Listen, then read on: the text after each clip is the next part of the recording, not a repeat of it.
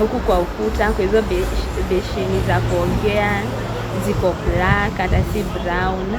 And then unapata hadi watoto wakitoa nguo wanarusha manguo huko kwa bafu ndani.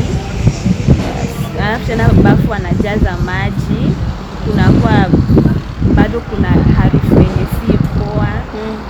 Like hiyo nyumba iko hadi na harufu poa. Walikuwa so dirty. I don't know how to explain it, but it was too much.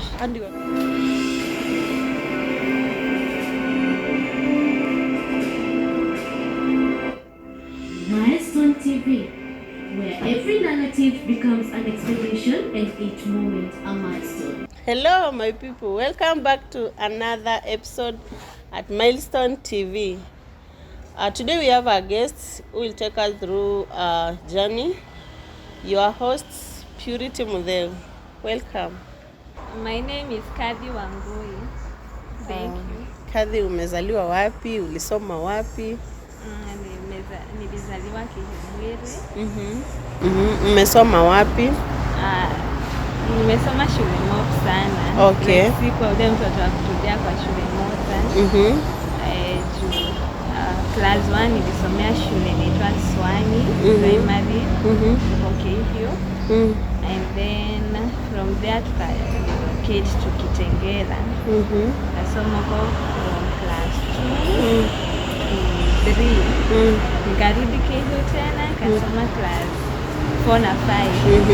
Nikasikia nimemiss umadhi sana. Nilikuwa naishi na shoot.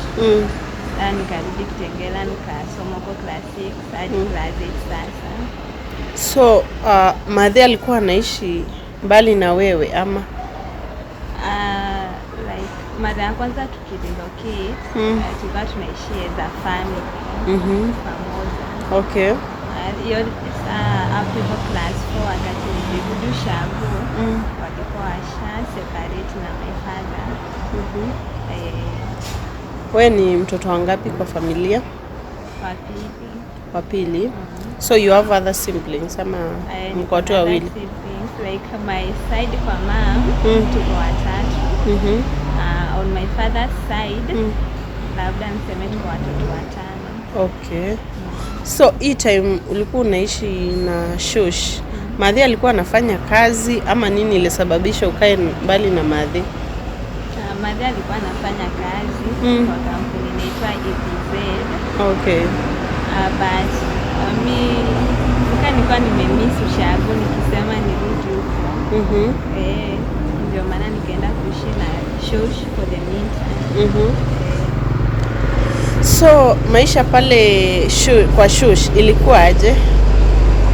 Sema ilikuwa mbaya kwa sababu Shush alikuwa ananitekeza. So mlikuwa mnaishi na uncles, cousins ama mlikuwa tu na Shush peke yenu wawili? Tulikuwa sisi wawili. Shush anakuanga amezaa mtoto mmoja pekee. My dad. Okay. Sasa kwa kunanga watoto wengine. Na sasa uko hapa Shush yako na nani? Sasa niko hapa ako peke yake. Ako peke yake? Sisi sema Okay. Na sasa ni wewe tu ulikuwa unaishi na Shush ama pia siblings wako mlikuwa mnaishi nao pale? Mimi bradangu mkubwa alikuwa anakaa side ya mama. Huyo mtoto mwingine wa mom dad angekaa na mimi kwa sababu hakuwa wa dad. Hao wengine wa dad wanaishi na dad. So mimi peke yangu nakuanga na Shush. Okay. So ulimalizia primary school wapi? Kwa Shush ama kwa mami? Primary school nilimalizia kwa mama. Then from there? From there high school nikaenda Kiganjo kukaa na sister ya mama. Na hapo ndipo nilimalizia form 4. Na life pale ukikaa na sister ya mama, life ilikuwa aje?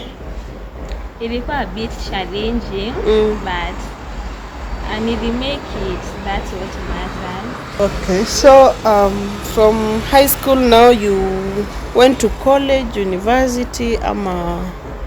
I went to college, Meru college inaitwa Karumo Technical. Alikuwa anafanya course ya food and beverage. Okay. But sikuweza kumaliza, so I had to drop out. That hiyo year ilikuwa 2022 mwisho. Ukienda kuisha hiyo. So nini ilifanya drop out? Mambo na school fees. Sikuwa na mtu mwenye ananisupport na mambo na fees. So hakuna venye ningemake kumaliza hiyo. Father yako anakulipia? Hakuwa ananisupport.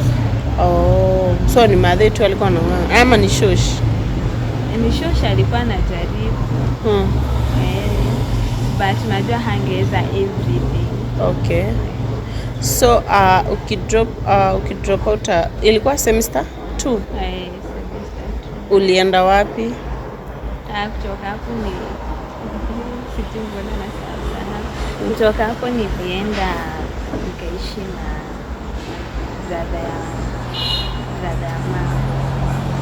And then ndio sasa nikamit na sister wa mama, akaniandika kazi ya nyumba kwake. Sasa nikafanya the whole of 2023 and nikaacha kufanya kazi hapo hivyo back. Ndio nikarudi home. Mbona uliwacha? I wanted to do something else. Okay. I had a dream to travel abroad. Ni earn a lot of money yenye itaweza kunisustain na life na mambo na education. So venye uliwacha job pale kwa uncle, ulienda wapi next? Nilirudi kwa shosh. And then niliishi na yeye kiasi. Na time ilifika nikarudi kwa dad. Na before nitoke hiyo kazi ya nyumba nilikuwa nimeapply passport. But haikuanga imetoka. Nilikuwa nimeapply 2023 hapo hivyo June. Na iko imetoka, naona sasa ni tuko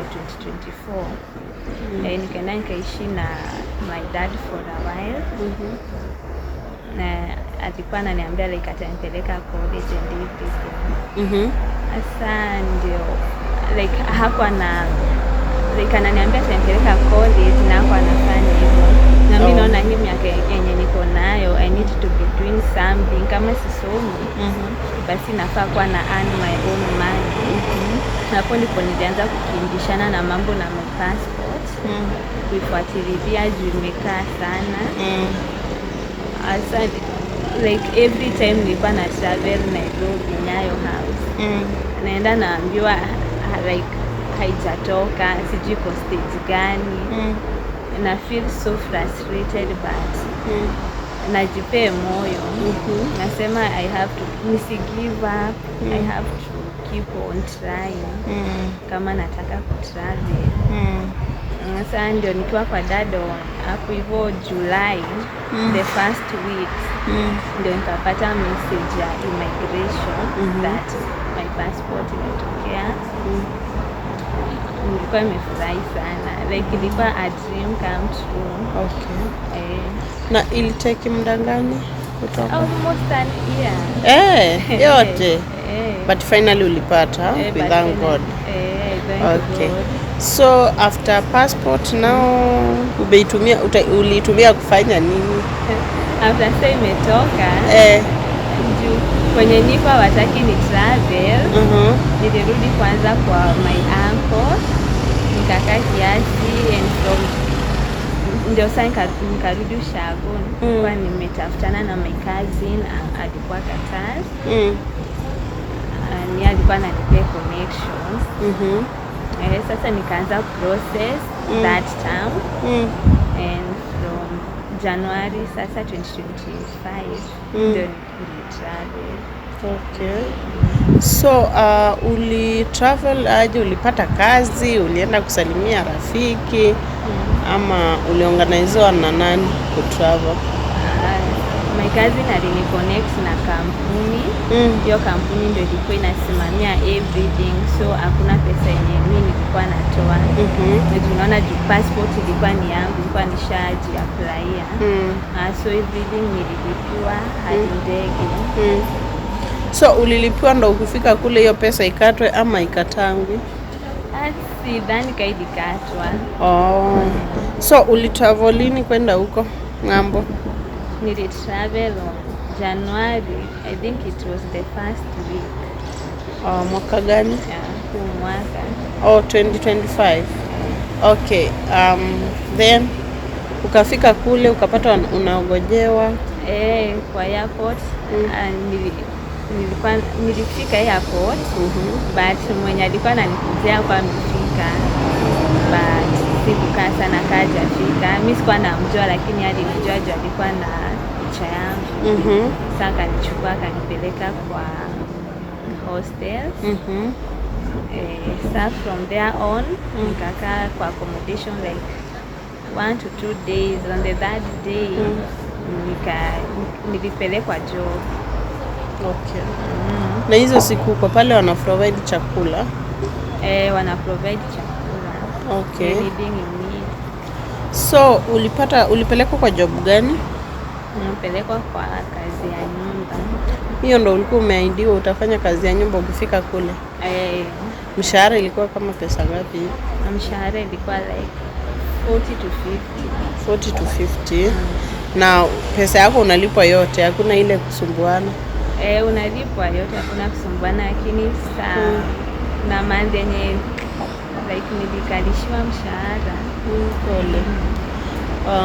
So when ulifika ukapelekwa kwa hiyo job yako ya kwanza, impression ilikuwa aje? Ulipata kukoaje? Ulifurahia ile nyumba? Ilikupendeza? Ulipenda wale watu? Kulikuwa na language barrier? Kitu ya kwanza ukiingia kwa hiyo nyumba, jujuani na hao watu, lazima utakuwa anxious. Unashindwa utaanzia wapi, hujazia kukaa na watu kama hawa. Bado kulikuwa na language barrier, hawajui, lakini kulikuwa na wafanyikazi wengine. Mwenye alinisaidia sana ni Mfilipini, yeye alikuwa anaelewa Kizungu. Yote. Sasa nilibahatika hapo na alikuwa welcoming, alinisaidia kuadapt kwa hiyo nyumba, so nikakuwa comfortable hadi nikazoea kazi. So alikuwa anakusaidia kucommunicate na wale employers ama? Alikuwa ananisaidia kucommunicate na wao, ingawa pia yako anajua hiyo lugha yao. But alikuwa anajaribu, alikuwa amekaa huko for some months, so alikuwa amewalana. Sana alikuwa amelearn communicate na wao in her own way. Sasa nilikuwa napitia yeye. So pale kwa ile nyumba maisha ilikuwa aje? Maisha haikuwa mbaya vile. But ilikuwa challenging juu ya watoto. But nilikuwa nasema as long as wazazi wako sawa, lazima nitang'ang'ana na hii kazi nifanye. Lakini watoto walikuwa nafanya life ikuwe hard somehow, but nilikuwa nimeadapt kukaa na wao na kuwa patient. Juu kama unataka kufanya anything ama kusucceed in anything, you need to be patient. That's true. Sasa watoto pale walikuwa na shida gani? Watoto like walikuwa ni wale watoto wa kutekezwa. Like wanakusumbua, unaweza pata umeosha, wanakuja na chafua intentionally na wanakuita upanguze. Sometimes wangekuchapa. Na hakuna kitu ungefanya. Ile mchezo ama ile ukweli? Si mchezo, ya ukweli. Na chakula pale ulipata aje? Ulifurahia chakula ya pale? Ulikuwa unajipikia chakula yako? Chakula wameza kukula mchele na kuku. Tunajua sometimes tunapoweka nayo the same food every time. Inakuanga the same? Kuna time walikuwa na change, but mostly ni mchele. Rice and cooked chicken? Okay. Sasa ungejipikia chakula ungetaka. Ukitaka unajipikia? Okay. So ulikaa pale kwa ile nyumba muda wa miezi ngapi ama miaka ngapi? Maybe almost 2 months and a half. 2 months. Kwa nini 2 months? Kama ni watoto tu ungewaongelesha tu vizuri muelewane, kama wazazi walikuwa sawa, mbona 2 months? 2 months kwa sababu wanakuanga na sherehe inaitwa Eid. Madamu wa huko hakuwa wa Qatar, kwa Mkatari. Alikuwa wa Saudi. Okay. Sasa alihitaji kutravel na familia yake ashereke na wazazi wake Saudi. Hawangenibeba mimi juu sikuwa hawako wamenunua permanently nikae na wao for 2 years. Hapo wangetravel na mimi. Ni venye mimi nilikuwa wa kampuni na ndio maana walienda bila mimi, nikazidishwa kwa accommodation. So venye ulibaki pale ukatoka ama ukarudishwa kwa ofisi? Nilirudishwa sasa kwa ofisi. Na walikuwa enda washerekee warudi ndio wewe urudi ama mlikuwa mmeplan aje?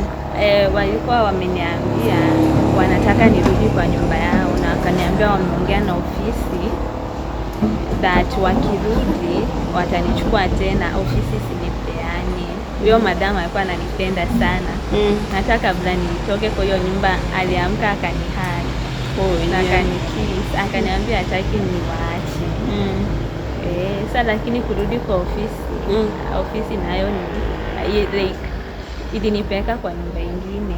Kwa nini? Hawangengoja keep hiyo deal yao na hiyo madam wangu. So madam huko alikuwa akae muda gani? Like alikaa almost a month. Akarudi.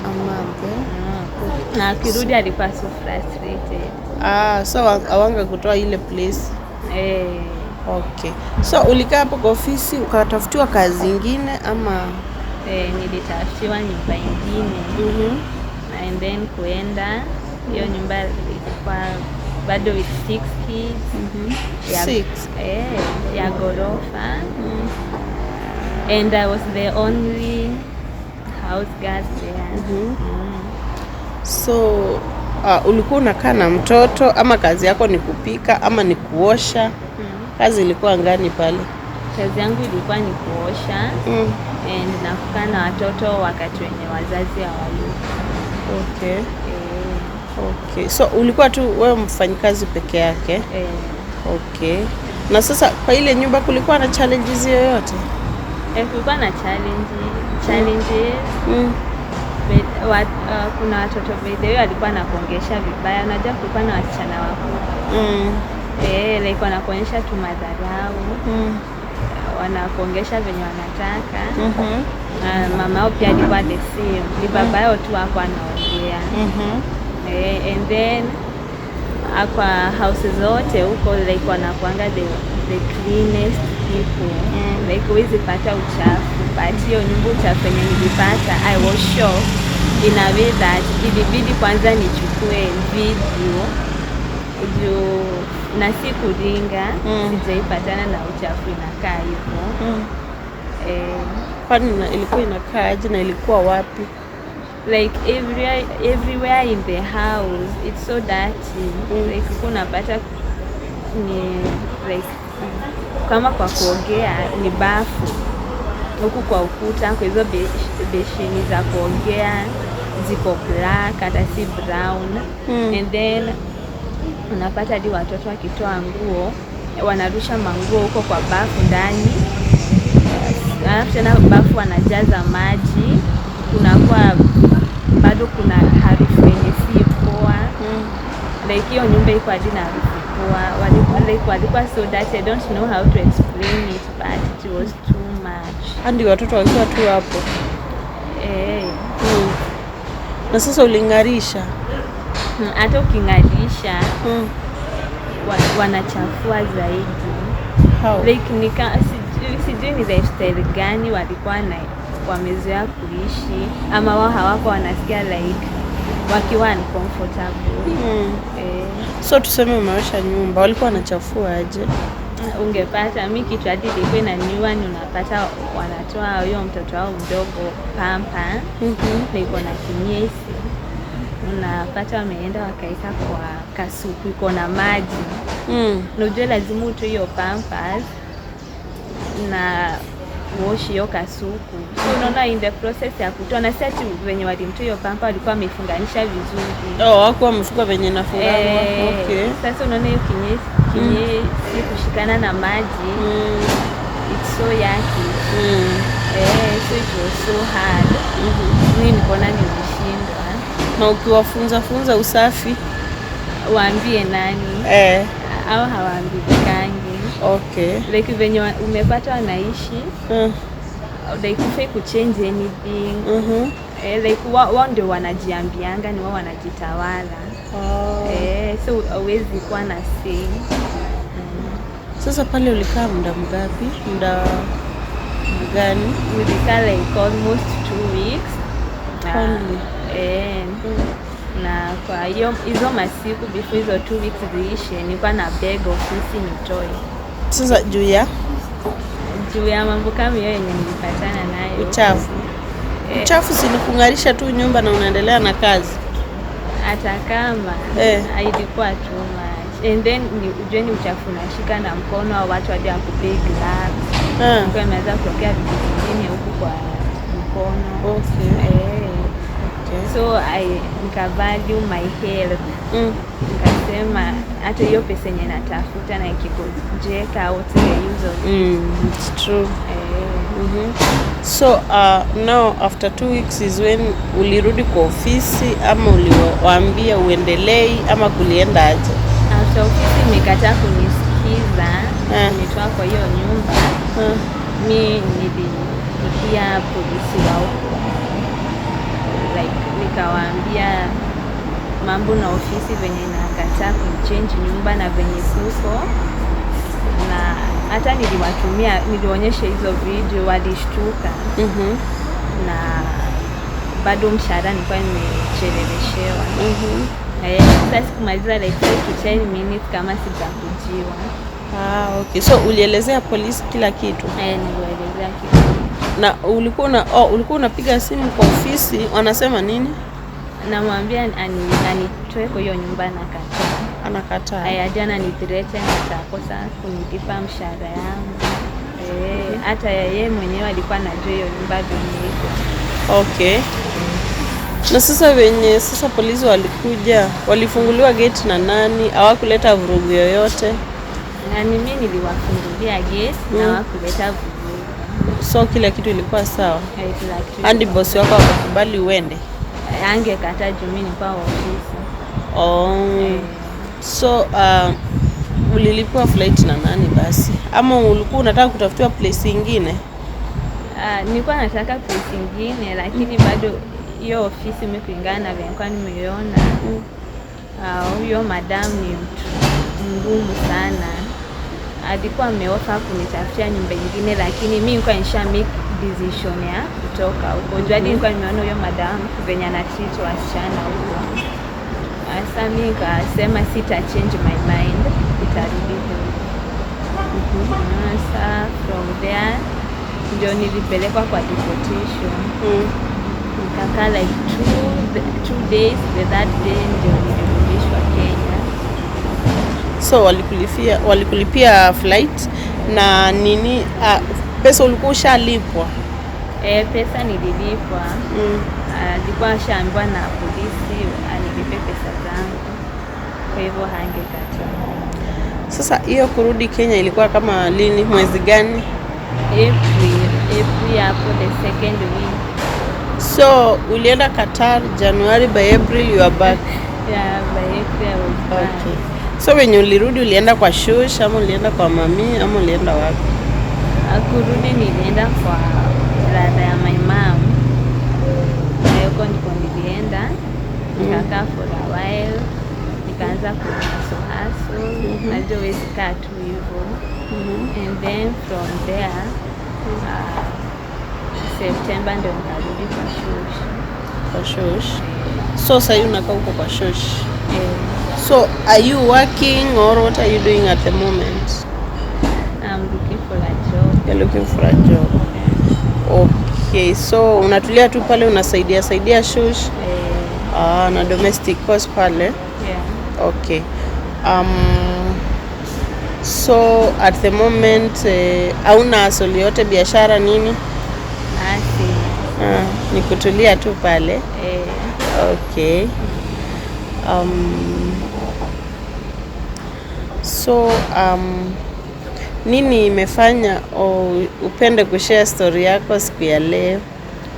Nimeshare my story so that others can learn from me na wajue challenges zenye watu hupitia, but watu hawafanani pia. Unaweza enda uanguke upate place poa and you can make it, but bado ukipata challenges wewe usikubali kukufia huko. Hiyo si country yenu, usiteswe juu bado kuna watu hadi wao wanachapwa huko. Kunapata boss hadi anakuwa abuse. So ukiweza fikia place kama hiyo, wewe usiogope. Unaweza ita usaidizi na utasaidiwa na utarudi kwenyu salama. Haina haja urudi kwenyu ukiwa kwa sanduku venye watu tunaona kwa TV. Na unaweza penda kurudi kule? Kama ni kurudi, labda nirudi kazini, si ya nyumbani. Okay. Okay. Na mtu mwenye employer wa huko unaweza mwambia nini? Employer ama watoto? Employer wa huko naweza mwambia like sisi wote ni binadamu. Difference ni rangi tu ya skin. So hawafai kututreat as if we are not human. Juu wanatutreatingi kama sisi si binadamu. Wajue sisi ni watoto wa wenyewe na kuna wazazi wao wanatulilia huku nyumbani. So watitu wasichana wa kazi vizuri. Juu bado pia wasichana ni wao wanawasaidia na kazi za nyumba na wanawaangalia watoto and everything. And to parents or guardians wenye wanaona watoto wao wameenda majuu then all of a sudden wanarudi, unaweza waambia nini? Anaweza waambia huyo mtoto wao hajarudi tu hivyo ghafla fulani.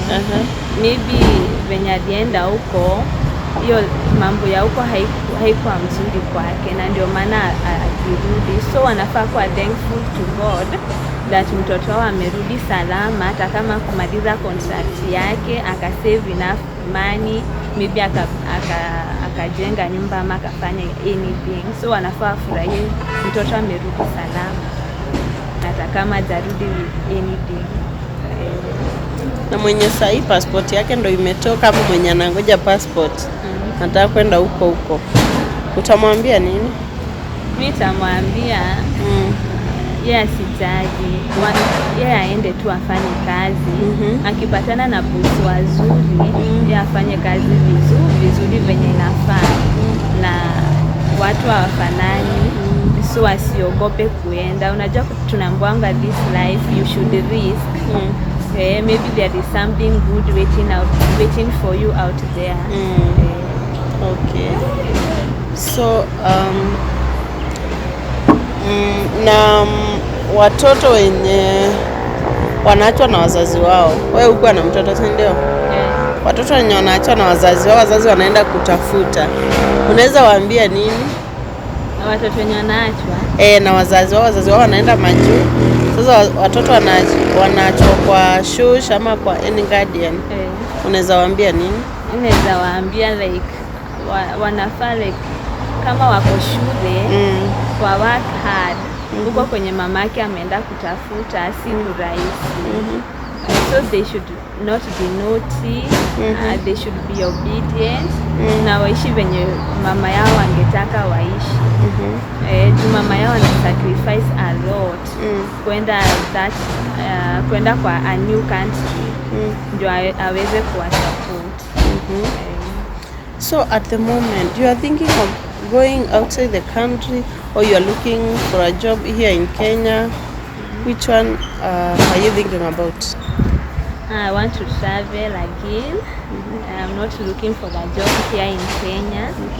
So I'm just praying to God that I'll be able to travel by next year. Na umejaribu kuenda kwa nchi yoyote? Nimejaribu. Yeah, but you know it's hard to trust.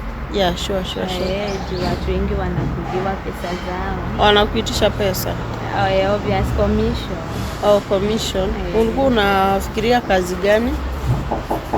Any hata ikuwe ni ya supermarket, ikuwe ni caregiver, ikuwe ni ya factory job, ama fruit picker.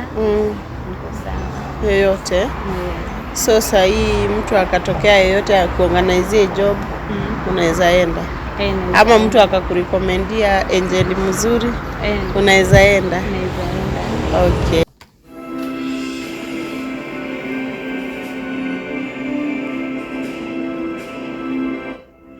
Milestone TV, where every narrative becomes an expedition and each moment a milestone.